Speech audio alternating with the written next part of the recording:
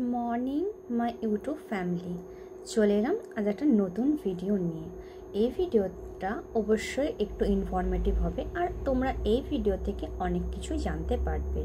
তাই এই ভিডিওটা শুরু থেকে শেষ অবধি তোমরা দেখতে থাকো। আমি স্পেশালি এই ভিডিওটা বানাচ্ছি এসএসসি সিএইচএসএল রিলেটেড ইনফরমেশন কিছু দেওয়ার জন্য। রিসেন্ট আমি সিএইচএসএল এক্সামটা দিয়ে এলাম। আমার সেন্টার পড়েছিল দুর্গাপুরে।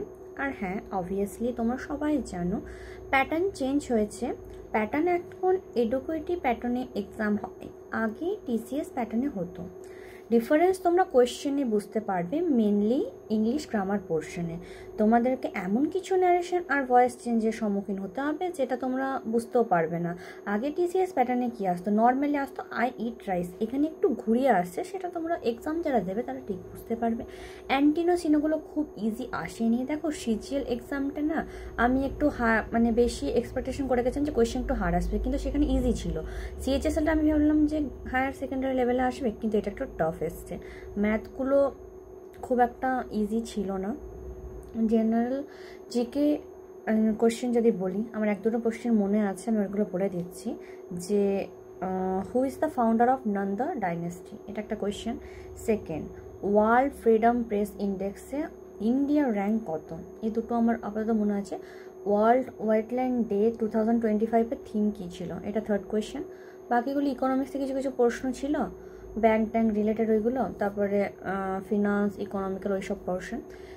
এবারে ইংলিশ কিন্তু ভয়েস চেঞ্জ ছিল, ন্যারেশন ছিল, অ্যান্টো ছিল, সিনো ছিল, আর ফিল ইন দ্য ব্ল্যাঙ্কস ছিল। ইংলিশে কিন্তু তোমাদেরকে অনেকটা কেয়ারফুল হতে হবে, নাহলে তোমরা কিছু অ্যান্সার করতে পারবে না। রিজনিং পোর্শনে রিজনিংগুলো খুব একটা ইজি ছিল না। রিজনিংয়ে ওই টাইপের কোয়েশ্চেনগুলো ছিল যে এ বিয়ের থেকে 5 বছরের বড়, তাহলে এর বর্তমান এজ কত।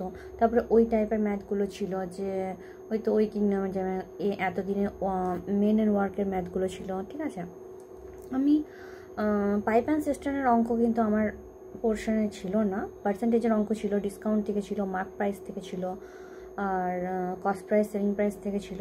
রিজনিং ওই কোডিংগুলো ছিল, দেন ডিরেকশন ছিল, সিটিং অ্যারেঞ্জমেন্ট এক দুটো ছিল।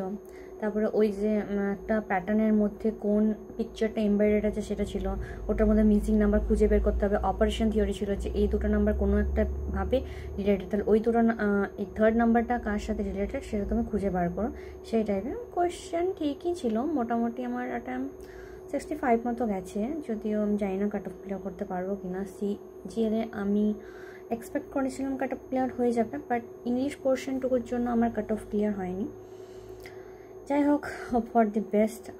সামনের এক্সামগুলোর দিকে আমি লক্ষ্য রাখছি, তোমরাও তাই করো।